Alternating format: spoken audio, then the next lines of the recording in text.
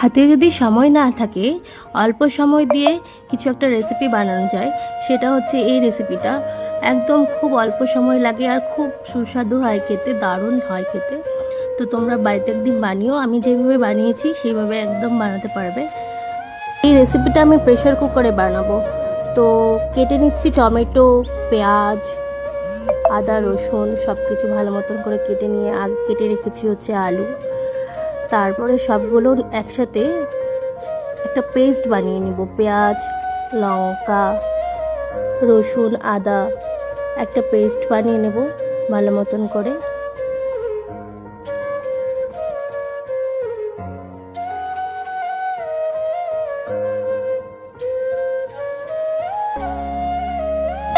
তারপর একটা প্রেশার কুকারের মধ্যে তেল দিয়ে তেজপাতা, শুকনো লঙ্কা, গোটা জিরা, গোটা গরম মশলা ফোড়ন দিয়ে আলুগুলোকে লাল লাল করে ভেজে নেব লবণ হলুদ দিয়ে।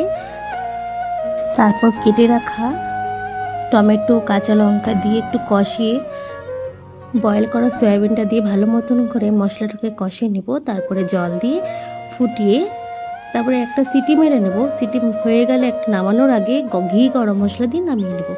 তো এই হচ্ছে আমার রেসিপি। কেমন লাগলো তোমরা সবাই জানিও। Bye bye.